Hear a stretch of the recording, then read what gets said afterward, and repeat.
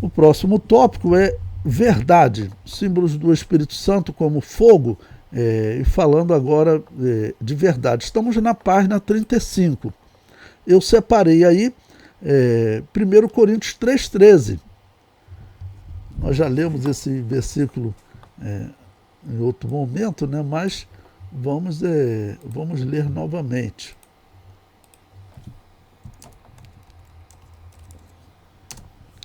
Ele diz o seguinte: a obra de cada um se manifestará. Na verdade, o dia declarará, porque pelo fogo será descoberta, e o fogo provará qual seja a obra de cada um. Então, aqui o Espírito Santo vai mostrar qual é a verdade, a razão por que a pessoa fez aquela obra. Então, por isso, ele entra como uma simbologia de verdade também. Na verdade, por que você fez esse trabalho? Você fez esse trabalho por isso, então vai gerar um galardão. Mas ou então, olha, na verdade, você foi com aquele outro propósito. Você não pensou em glorificar o nome de Jesus. Então, você não vai receber galardão. Eu comento abaixo. A Bíblia nos define como coluna e firmeza da verdade, mas deve ficar claro que não teríamos como alcançar esse status sem a ação do Espírito Santo. Porque coluna fala de uma importância, tá bom? Mas a coluna ela é dependente, ela não existe sozinha. Se você não fizer um alicerce correto, a coluna não vai ter função nenhuma. Se você só pegar uma coluna e botar lá na terra, né, a coluna ela não vai realmente firmar o ambiente. Tá bom? Então, a coluna ela depende de um fundamento. E é por isso que o apóstolo Paulo, no contexto, ele está falando o seguinte, né, que ninguém pode pôr outro fundamento, o qual é Jesus Cristo. Tá bom? Né? E também, quer dizer, nós vamos edificando tudo sobre o fundamento que é Jesus. Então, tudo bem, nós somos uma coluna, estamos firmados em Jesus, que é o fundamento. Ok? Bom, o fogo também, ele simboliza aquecimento. Em Romanos capítulo 12, versículo 20, diz: portanto, se o teu inimigo tiver fome, dá-lhe de comer. Se tiver sede, dá-lhe de beber. Porque fazendo isso, amontoarás brasas de fogo sobre a sua cabeça. Como é que nós interpretamos esse versículo? Está falando, você ajudando o próximo, né? Você fazendo o certo, né? O Espírito Santo vai operar mais na sua vida. E como que foi simbolizada a operação do Espírito Santo? Né? Brasas de fogo sobre a nossa cabeça. Brasas de fogo sobre a nossa cabeça. Ou seja, a pregação ela não é só resultado de um sermão bem preparado. A pregação, para ela ter resultado na vida das pessoas, dos ouvintes, né? Vamos dizer, quanto mais a operação do Espírito Santo tiver na sua vida, maior será essa operação nas tuas palavras. E aqui é comparado a brasas de fogo, né? Ou seja, vamos amontoar. Amontoado significa grande quantidade, né, de brasas de fogo sobre a nossa cabeça. Então, bom, não é só nesse momento falando de efeito purificador, eu coloquei aí também Atos 2:3, porque quando vão ser repartidas línguas espirituais entre os homens, são línguas como que de fogo. Então veja, ó, e foram vistas por eles línguas repartidas como que de fogo, as quais pousaram sobre cada um deles. Bom, então, por que usar o fogo aqui nesse momento? Por que usar o fogo? Olha, é claro que essa operação do Espírito Santo, ela traz virtude sobre nós, para nós pregarmos o Evangelho, e isso, de alguma maneira, também, para que essa virtude funcione, ela traz uma purificação na nossa língua. Tá bom. Tá bom? Então, e isso é comparado, né, nesse fogo, então, a um aquecimento espiritual. Tanto que se usa entre nós, nessa igreja está pegando fogo, né? Ou seja, o Espírito Santo está operando em nós. Comento mais abaixo. A vida cristã sem a operação do Espírito Santo é uma geleira espiritual. Bom, aqui eu tenho até que comentar com vocês. Eu vi um vídeo, que eu tenho que ficar ouvindo às vezes o vídeo dos pensamentos diferentes, né? E estava vendo um vídeo daquele Augusto Nicodemos, um presbiteriano, em que ele estava falando o seguinte: os assembleianos nos chamam de sorveterianos, né? Porque é natural o homem sentir a presença do Espírito Santo de Deus e ele se alegrar. O glória, o aleluia na igreja, isso é o natural. Então, por isso, os assembleianos chamam eles de sorveterianos. Mas por que também? Porque eles desacreditam na atualidade dos dons espirituais. Então, em outro momento, eu já até escrevi comentando sobre isso, eu falo, né, eles não sentem essa alegria do Espírito Santo porque eles negam a operação dos dons espirituais no Espírito Santo. E é claro, o Espírito Santo é aquele que opera hoje com a igreja. Você interpretar errado a operação dele, né, é claro que isso interfere, né? Ele não vai operar em você como ele operaria, já que você não crê. E aí o resultado é você ser um sorveteriano. E ele contou isso e realmente faz sentido, né? Não sei quem foi que criou essa forma de definir os presbiterianos, né? Mas sem a ação do Espírito Santo, o cristão não vai ter a sua vida aquecida nessa simbologia, né? E aí eu ainda comento, até o resultado final qual é? A iniquidade se multiplicará e o amor esfriará, né? Então, quer dizer, o amor de muitos, né, vai esfriar alguma coisa. Eu botei aí Mateus 24, versículo 12, né? Então, abra aí a sua Bíblia para a gente poder ler, em que Jesus Cristo, falando dos últimos dias, né, que surgirão sinais, falsos profetas, falsos cristos, e no versículo 12 ele diz: e por se multiplicar a iniquidade, o amor de muitos esfriará. Você está falando de um amor que esfria? Está falando de um amor que existia. Então, não significa também que a pessoa perdeu a salvação, mas o risco de, se você esfriar, o risco de você acabar sendo vencido é muito grande. Então, manter o coração aquecido, manter a sua relação com o Espírito Santo como aquele que vê tudo que você faz, que acompanha tudo que você faz, essa é a melhor maneira de você se manter aquecido, tá bom? Pela promessa do Espírito Santo. Bom, o próximo tópico é iluminação. Depois do aquecimento, agora na página 36, iluminação. Eu separei aí o Salmo 78, versículo 14, que diz o seguinte: de dia os guiou com uma nuvem, e toda noite com um clarão de fogo. Bom, por que o salmista está comentando isso? Ele está comentando sobre a travessia do mar quando Israel saiu do Egito. Então, e a coluna de nuvem, ela era uma coluna que ao mesmo tempo ela era fogo para Israel e era nuvem para o Egito. E até você pensa, se a mensagem aqui fosse um fogo destruidor, acho que ele ficaria virado, claro, para o lado dos egípcios, né? Uma grande chama queimando eles, mas não era o caso. Então, você tem simbologia e simbologia, você tem que olhar pelo contexto. Então, para os egípcios, era a nuvem que fazia com que tudo ficasse escuro. Eles não viam nada. Então, caminharam aquela noite e não chegaram um ao outro. É o que diz o texto. Então, vamos até aproveitar para abrir lá. Abra aí em Êxodo capítulo 14, Vamos ler o versículo 19, que eu botei aí no livro o versículo 20, mas vamos ler o versículo 19 também, falando dessa coluna que ela iluminava Israel, principalmente a coluna de fogo que eu quero falar, né?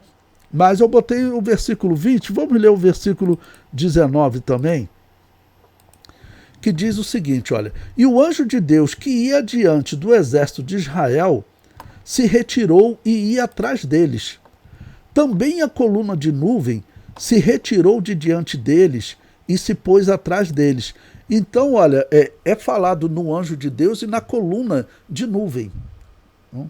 E, vamos dizer, e essa coluna de nuvem, ela está representando o Espírito Santo de Deus. Não? Okay? Chega no versículo 20, diz, e ia entre o campo dos egípcios e o campo de Israel. E a nuvem era escuridade para aqueles, ou seja, para os egípcios, e para estes esclarecia a noite, de maneira que toda a noite não chegou um ao outro. Por quê? Porque para Israel ela era uma coluna de fogo. Ela funcionava como uma coluna de fogo. E isso vai acontecer com Israel durante todo o tempo que estiverem no deserto. Lá, durante o dia, ela é uma coluna de nuvem e durante a noite é uma coluna de fogo. Então, o lado de Israel, ela estava iluminando, ela era fogo. E o lado dos egípcios, ela estava escurecendo, era só uma nuvem escura. Ok? Aí eu comento abaixo. Existe um provérbio que diz: o mesmo fogo que derrete a cera endurece o barro. Por que eu achei interessante esse pensamento? Porque o fogo, ele tem várias simbologias. Não? Ele tem várias simbologias. Você tem sempre que olhar, e existe uma regra na simbologia que diz que o tipo ele pode ter mais de um antítipo. Não? Por isso é que nós temos o exemplo do fogo, tá ok? Mas por isso é que você vai encontrar personagens como Faraó, que ele, num determinado momento da vida dele, ele tipifica Deus, por exemplo, na história de José, entregando todo o poder a José, ele tipifica Deus entregando todo o poder a Jesus. E ele chamando José de Zafenate Paneá, que significa Salvador do mundo, Salvador da fome, tá bom? Ele está simbolizando Deus, né, dando testemunho de Jesus. Claramente, nesse momento do livro de Gênesis, de José no Egito, ali o faraó ele está tipificando Deus. Mas já o faraó, lá do Êxodo, que ele se opõe a Deus, aquele faraó, em toda a pregação que você ouve, ele vai estar tipificando, vamos dizer, Satanás se opondo à pessoa abandonar o mundo, tipificado no Egito. Ou então você tem um tipo com mais de um antítipo. Lembrando, o que é antítipo? Antítipo é a realidade de um tipo. Um tipo é uma ilustração. Então, por exemplo, José, ele ilustra Jesus, então ele é tipo de Jesus. Tá bom? E Jesus é o antítipo de José. Ou seja, em Jesus se cumpre tipologias, símbolos na vida de José. Tá ok? Então, um tipo, ele pode ter mais de um antítipo. Eu mostrei para vocês o faraó de José. O faraó, ele é um tipo que ele tem mais de um antítipo, dependendo do momento da história. Tá ok? Ele tem mais de um antítipo. E como eu falei para vocês também, a serpente normalmente simboliza algo ruim. Mas Jesus Cristo disse que a prudência dela é algo que serve para ilustrar a prudência do cristão. Ok? Então é um tipo que tem mais de um antítipo. Então o fogo também, por isso foi colocada aí essa controvérsia também, que alguns colocam em relação a João Batista e aquele fogo. No meu entender, aquele fogo ali, o Espírito Santo ele, Jesus, vos batizará com o Espírito Santo e com fogo, tá bom? Está falando de duas coisas positivas. São duas coisas que o Espírito Santo traz para quem crê. São duas coisas que o Espírito Santo traz para quem crê. Bom, um outro símbolo, o item número 2, o vento. Eu separei aí João capítulo 3, versículo 8, até porque eu acho esse versículo interessante. Eu acho esse versículo interessante para vocês poderem entender essa questão de grego, como foi escrito, e o tradutor ter que interpretar. Então observe, está escrito assim: o vento assopra onde quer e ouves a sua voz, mas não sabes de onde vem nem para onde vai. Assim é todo aquele que é nascido do Espírito. Olha, você já deve ter ouvido falar que a palavra pneuma em grego, ela significa vento e se traduz por espírito. Assim chamava o espírito, é um vento, tá bom? Esse versículo aqui, quando ele diz assim, olha, o vento assopra, o que está escrito no grego? O pneuma assopra, tá bom? O pneuma assopra. Lembre-se que pneuma literalmente significa vento. Então observe esse versículo. Tá bom? O pneuma assopra. Aí, nesse caso, o tradutor, ele traduziu como vento. Tá bom? Então, o vento assopra, no original está escrito: o pneuma assopra onde quer e ouves a sua voz, mas não sabes de onde vem nem para onde vai. Assim é todo aquele que é nascido do pneuma. Mas, claro, o tradutor não iria colocar assim é todo aquele que é nascido do vento. Aí, no caso, para ficar claro, ele traduziu como espírito e traduziu como espírito com letra maiúscula, porque está falando do Espírito Santo. Eu tenho mostrado para vocês também alguns versículos que fica uma dificuldade, uma controvérsia, se o contexto está falando do espírito do homem ou do espírito de Deus, ou o espírito representando uma ação, né? Tem um espírito vibrante, irmão, tal. E isso os tradutores, às vezes, eles divergem, ok? Pois bem, mas interessante que ele, aqui para falar também do Espírito Santo, ele fala assim que ele compara ao vento. Algo que você não vê, mas você percebe a operação dele. Você percebe a operação, a ação do vento, tá bom? No seu corpo. Às vezes ele faz até um ruído, mas principalmente você percebe, né, quando, vamos dizer, o vento se choca no seu corpo. Então, por isso, você está falando do Espírito Santo, que você não vai vê-lo. Até porque Deus, ele não quer ser conhecido por imagem de escultura. Deus é um Deus que ele quer que o homem se aproxime dele através da fé. O homem tem que desenvolver fé. E esse é o trabalho do Espírito Santo. Tá bom? Então você não vê o Espírito Santo, mas você percebe a operação dele. Não percebe a operação dele. Coloquei também Atos capítulo 2, versículo 2, que diz o seguinte: e de repente veio do céu um som, como de um vento. O que está escrito no grego? Como de um pneuma. Como de um vento veemente, impetuoso. Quando vem um vento muito forte, que tanto faz ruído, você chega a ouvir uma música, né? Ok? Quanto você sente o impacto dele no seu corpo e você vê a operação dele, às vezes até mexendo num telhado. Tá ok? E encheu toda a casa em que estavam assentados. Bom, o resultado, você sabe, é o versículo 3. É o versículo 3. Então vamos ler também o versículo 3, porque ele fala exatamente do resultado dessa operação do Espírito Santo. Então abra a sua Bíblia aí em Atos capítulo 2, versículo 3. Bom, então o versículo 2 veio esse vento, que é o Espírito Santo, tá bom? E o versículo 3, e foram vistas por eles línguas repartidas como que de fogo, as quais pousaram sobre cada um deles. Bom, eu separei aqui para vocês esse pousaram, Eu não gosto muito dessa essa tradução que ele usou, pousaram. Eu acho que não é o melhor para refletir o termo grego dessa ação do Espírito Santo. Tá bom? Eu verifiquei para vocês, por exemplo, qual é o termo grego que foi traduzido por pousaram. Porque eu acho que pousaram não seria a melhor tradução. O dicionário Strong, ele diz que essa palavra, ela descreve algo mais do que pousou.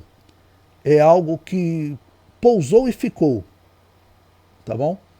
Ele ainda diz que ele usa a expressão, olha, permanecer, assentar, ter residência fixa ou ainda estabelecer-se. Então, é aquilo que eu sempre falo para vocês também, colocar o significado. Seria bom botar um significado, né? E fez residência fixa na igreja. Você não vai colocar tudo isso em uma tradução. Mas que fique bem claro. Poderia até, num caso desse da tradução, a minha sugestão, eu digo sempre para vocês que eu pego aqueles textos que eu vejo que não estão bem traduzidos, eu tenho um banco de dados que eu chamo de Bíblia de Elohim. Provavelmente eu nunca vou conseguir lançar essa Bíblia de Elohim, não vou ter tempo de fazer uma tradução da Bíblia, né? Teria que mudar muito o curso do que eu estudo hoje, mas eu sempre cadastro o versículo lá com aquela que eu acho que seria a melhor tradução, para ficar tudo concentrado no local de todas as traduções que eu faço, né? Então, por exemplo, eu cadastrei lá, estou vendo aqui o banco de dados, eu cadastrei assim, e foram vistas por eles línguas repartidas como que de fogo, as quais se estabeleceram permanentemente sobre cada um deles. Ou poderia botar que pousaram permanentemente, ou seja, acrescentar o significado da palavra como algo permanente, algo que chega para ficar. E isso é importante, por quê? Porque vocês sabem que nós somos desafiados pelas outras correntes aí de que se dizem cristãos, em especial os protestantes, na verdade são os protestantes reformados, que eles dizem que nós praticamos os dons espirituais, vamos dizer, que é tudo coisa da nossa cabeça, que os dons espirituais não estão mais disponíveis para a igreja, não. Que esses dons espirituais foram só para a igreja primitiva. Isso mais do que errado. Eles, claro, não tem como, é impossível dizer que o Espírito Santo, dizer que aquela promessa que Jesus Cristo falou, ficar em Jerusalém até que do alto seja revestido de poder, ele colocou isso como uma necessidade para a igreja. A pessoa que está numa igreja protestante, deixa eu só concluir esse tópico, só um minutinho, peraí.